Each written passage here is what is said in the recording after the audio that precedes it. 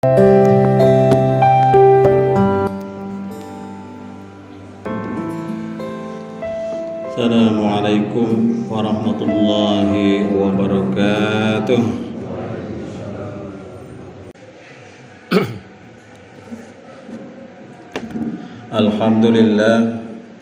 Alhamdulillahilladzi an'ama 'alaina bi ni'matil imani wal islam.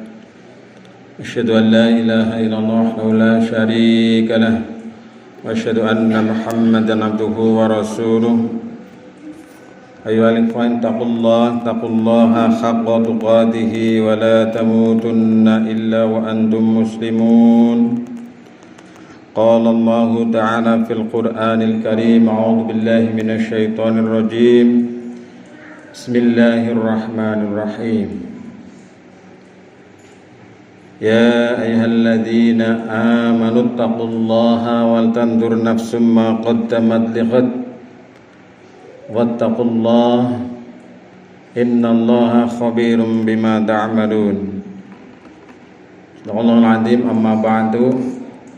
Jamaah salat Jumat yang dirahmati Allah, tentunya kita harus bersyukur pada Allah Subhanahu wa taala atas segala nikmat karunia yang diberikan Allah kepada kita yang tiada terhitung jumlahnya. In ta'uddu ni'matallah la tuhsuha. Jika kamu menghitung nikmat Allah, maka niscaya kamu tidak akan bisa menghitungnya. Selanjutnya saya selaku khatib mewasiatkan, mengajak kepada diri kami sendiri dan umumnya kepada jamaah sekalian, marilah kita meningkatkan iman takwa kita kepada Allah Subhanahu wa taala dengan berupaya melaksanakan memenuhi panggilan Allah Subhanahu wa taala, sembari kita meninggalkan menjauhi larangan Allah Subhanahu wa taala. Insyaallah jika dengan demikian maka kita termasuk golongannya orang-orang yang bertakwa. Jemaah yang dirahmati Allah, di antara potensi yang ada di dalam diri manusia adalah dia memiliki hawa nafsu. Hawa nafsu dalam Al-Quran disebut cenderung mengajak kepada keburukan, kecuali hawa nafsu yang dirahmati Allah Subhanahu wa ta'ala. Innan nafsa la'ammaratun bisu. Sesungguhnya hawa nafsu itu mengajak kepada perbuatan maksiat, perbuatan dosa, perbuatan keji, kecuali hawa nafsu yang dirahmati Allah Subhanahu wa taala. Maka hawa nafsu harus dikendalikan. Jangan sampai manusia kita dikendalikan oleh hawa nafsu. Karena dengan nafsu ini manusia bisa meraih sukses, bisa meraih bahagia. Dan sebaliknya, dengan hawa nafsu ini manusia bisa terjerumus, bisa menjadi celaka karena tidak bisa dikendalikan. Ini adalah merupakan salah satu perangkat, salah satu karunia Allah yang diberikan kepada kita. Maka izinkan pada kesempatan ini saya menyampaikan sedikit upaya atau cara mengendalikan hawa nafsu. Jemaah sekalian yang dirahmati Allah, agar nafsu bisa terkendali, bisa terkontrol, bisa dijadikan sebagai remote menuju ke arah kebaikan, maka yang pertama adalah kita dengan memperbanyak berdoa kepada Allah Subhanahu wa taala, yaitu dengan memohon kepada Allah agar hawa nafsu yang ada di dalam diri kita bisa menunjang, mengarahkan kita menuju mardatillah, menuju kepada keridhaan Allah, bisa menuju taqarrub ilallah, mendekatkan diri kepada Allah Subhanahu wa taala, maka hendaklah kita sering-sering berdoa kepada Allah Subhanahu wa taala. Kalau dalam hadis yang diriwayatkan oleh Tirmizi, Rasulullah mencontohkan doa Allahumma inni a'udzubika min munkaratil akhlaqi wa a'mali wal ahwa. Ya Allah, aku berlindung kepadamu dari akhlak, amal dan hawa nafsu yang jelek. Jadi kita bermohon kepada Allah supaya dijauhkan dari hawa nafsu yang jelek, hawa nafsu yang buruk, yang mengajak kepada kemaksiatan dan perbuatan dosa. Kemudian yang kedua adalah upaya kita dengan berpuasa. Karena puasa itu adalah sebagai tameng, sebagai benteng, wija. Dan puasa bisa menundukkan pandangan. Maka bagi anak-anak muda dianjurkan oleh Rasulullah SAW yang belum menikah padahal dia saatnya sudah menikah, sehingga potensi hawa nafsunya menjadi tidak tersalurkan. Dalam hadis yang panjang Rasulullah menyampaikan, ya ma'syarus sabab man istata'a ilaikumul ba'as falyatazawwaj. Hai para pemuda, apabila kamu sudah masanya untuk menikah, maka menikahlah. Apabila kamu belum bisa menikah, maka berpuasalah. Karena berpuasa itu bisa menundukkan pandangan dan bisa menahan dari hawa nafsu. Wabil khusus adalah puasa Ramadan yang merupakan kewajiban, serta puasa sunnah yang kita sudah mengetahui bersama. Sehingga orang-orang yang berpuasa itu hawa nafsunya tidak meledak-ledak, karena sumber hawa nafsu itu dari makan dan minum. Karena makan dan minum ini dikendalikan, maka otomatis nafsu juga bisa dikendalikan. Maka dalam hadis Rasulullah SAW yang diriwayatkan oleh Imam Bukhari dan Muslim dalam sahihnya menyampaikan bahwa puasa itu adalah perisai. Maka apabila seseorang dari kalian melaksanakan puasa, janganlah dia berkata rofas atau kotor, dan jangan pula bertingkah laku jahil seperti mengejek, bertengkar sambil berteriak-teriak. Jika ada orang lain yang mengajak berkelahi atau menghina, maka hendaklah dia mengatakan, aku orang yang sedang berpuasa, aku sedang berpuasa. Jemaah sekalian yang dirahmati Allah, ini upaya kita untuk mengendalikan hawa nafsu. Karena memang nafsu ini ngedap-ngedapi, sangat mengkhawatirkan kalau tidak dikendalikan. Ibaratnya dia seperti kuda liar. Kalau tidak dikendalikan, maka dia akan menabrak siapa saja, makan tanaman siapa saja, bahkan tidak menutup kemungkinan mengawini siapa saja, karena nafsunya tidak terkontrol. Inilah bagaikan kuda yang tidak dikendalikan. Tapi kalau dikendalikan, maka dia sangat bermanfaat, sangat berguna untuk kebaikan. Kemudian yang ketiga jemaah sekalian adalah kita dengan memperbanyak istighfar, memohon ampun kepada Allah Subhanahu wa taala. So pasti karena kita memiliki hawa nafsu, dan ini merupakan salah satu khasnya manusia, al-insan al-mahalul khata' wan nisyan. Manusia kadang lupa, kadang salah. Kalau malaikat nggak pernah salah, tapi manusia bisa salah.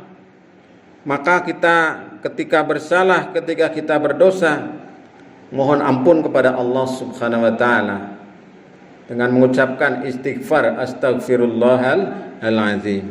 dan seterusnya. Kemudian yang keempat jemaah sekalian, upaya kita adalah dengan melaksanakan sholat sunnah. Ini merupakan salah satu upaya kita mengerem, membentengi, mengendalikan hawa nafsu kita. Saat malam hari dikala orang lain tidur, kita melaksanakan sholat. Saat siang hari ketika orang lain beraktivitas, kita bisa menyempatkan waktu untuk melaksanakan sholat sunnah. Ini merupakan sholat yang luar biasa di antara waktu yang panjang. Kalau di antara waktu yang pendek tidak ada. Ya, sholat sunat yang utama maksudnya yang luar biasa. Maghrib dengan isya tidak ada. Tapi isya dengan subuh ada, yaitu sholat malam atau sholat lain atau sholat tahajud.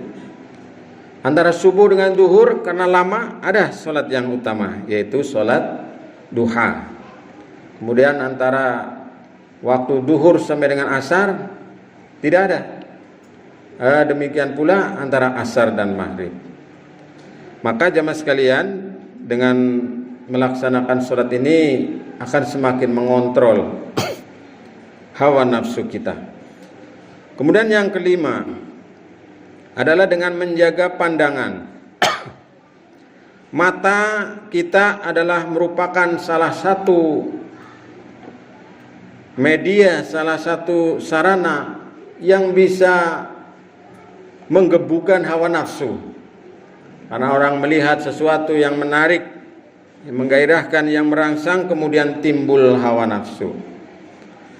Sebenarnya manusia secara standar itu tidak akan dibombardir oleh hawa nafsu, tapi ketika dirangsang maka dia akan menjadi menggebu-gebu.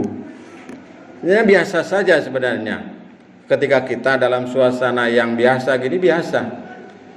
Laki-laki nanti dia akan keluar lewat mimpi, ya, lewat ihtilam, mimpi basah. Tapi ketika dipacu oleh pandangan sesuatu yang merangsang maka dia akan menggebu. Nah, ini kita berusaha untuk mengurangi sebagaimana pesan Allah dalam surat An-Nur, ya. Katakanlah kepada laki-laki yang beriman agar mereka menjaga pandangannya dan memelihara kemaluannya, yang demikian itu lebih suci bagi mereka. Sungguh Allah Maha mengetahui apa yang mereka perbuat. Ya mas sekalian yang dirahmati Allah. Inilah, jadi semua lubang di dalam manusia itu berpotensi dimasuki oleh hawa nafsu dan godaan setan. Termasuk diantaranya adalah mata sebagai faktor yang utama.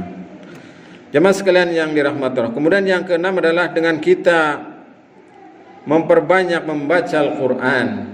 Karena dengan Al-Quran kita akan mendapatkan celupan, mendapatkan sibghoh. Dengan Al-Quran kita akan mendapatkan kedamaian, ketenangan, ketentraman, huruf per hurufnya. Maka upayakan kita setiap hari untuk membaca Al-Quran dalam rangka untuk apa? Untuk menetralisir, untuk mengendalikan hawa nafsu. Kemudian yang ketujuh jemaah sekalian adalah dengan berkumpul dengan orang-orang yang soleh, orang-orang yang baik. Perbanyaklah kita bergaul, berkumpul, berinteraksi dengan orang-orang yang soleh. Kita harus bergaul dengan semua kalangan, dengan semua orang. Tapi yang lebih intens, yang lebih dekat adalah dengan orang-orang soleh. Mari kita pilih teman-teman kita, rekan-rekan kita, orang-orang soleh, dan kita sering-seringlah bertemu, berkumpul dengan mereka. Jemaah yang dirahmati Allah. Kemudian ini khusus kepada rekan-rekan yang masih lajang, masih sendiri. Di antara upaya untuk mengendalikan hawa nafsu adalah dengan menikah. Maka Rasulullah menyampaikan an-nikahu sunnati, faman raghiba an sunnati falaisa minni. Nikah adalah merupakan sunnahku. Barang siapa yang tidak menyukai sunnahku, maka dia bukan termasuk golonganku. Nah, tadi saya di awal juga sudah menyampaikan nasihat Rasulullah kepada para pemuda wahai para pemuda. Nah, ini tentunya kepada para pemudi ya. Barang siapa di antara kalian yang mampu menikah, maka menikahlah, karena menikah lebih dapat menahan pandangan dan lebih memelihara kemaluan. Dan barang siapa yang tidak mampu, maka hendaklah dia berpuasa, karena dengan berpuasa dapat menahan syahwatnya, yaitu sebagai tameng atau sebagai benteng. Ini hadis riwayat Bukhari, Muslim, kemudian juga At-Tirmidzi. Kemudian yang kesembilan adalah dengan kita berusaha untuk mencintai Allah dan mencintai Rasul dengan setulus hati. Rasulullah begitu cintanya kepada kita, tapi rupanya kita belum cinta sepenuh hati kepada Rasulullah sallallahu alaihi wasallam. Maka katakanlah dalam Al-Qur'an ini, dalam surat At-Taubah ayat 9, katakanlah jika bapak-bapakmu, anak-anakmu, saudaramu, istrimu, keluargamu, dan harta kekayaan yang kamu usahakan, perdagangan yang kamu khawatirkan kerugiannya, dan rumah tempat tinggal yang kamu sukai lebih kamu cintai daripada Allah dan Rasulnya, serta berjihad di jalannya, maka tunggulah sampai Allah memberikan keputusannya, dan Allah tidak memberi petunjuk kepada orang-orang yang fasik. Jemaah sekalian yang dirahmati Allah. Kemudian yang terakhir, yang 10 adalah kita dengan berusaha menghindari pemicu naiknya nafsu syahwat. Baik kita dalam cara berpikir, memandang, mendengar, ataupun kita mendatangi tempat-tempat yang bisa sekiranya memicu hawa nafsu. Mendatangi tempat-tempat remang-remang, klub-klub malam, diskotik dan sebagainya, tentu tidak dianjurkan. Tentu kita dianjurkan untuk mendatangi majelis-majelis zikir, majelis-majelis ilmu, majelis-majelis yang membawa kebaikan. Kalaupun kita berada di suasana lepas, maka kita berusaha untuk bisa mengendalikan dengan sebaik-baiknya. Semoga kita bisa melaksanakan upaya-upaya ini dan Allah memudahkan langkah kita untuk mengendalikan hawa nafsu, sehingga nafsu yang kita miliki benar-benar bisa mendekatkan diri kepada Allah Subhanahu wa taala. Amin ya rabbal alamin. Barakallahu li wa lakum fil Qur'anil azim wa nafa'ani wa iyyakum bima fihi minal ayati wa dzikril hakim. Aqulu qawli hadza astaghfirullahal azim innahu huwal ghafurur rahim.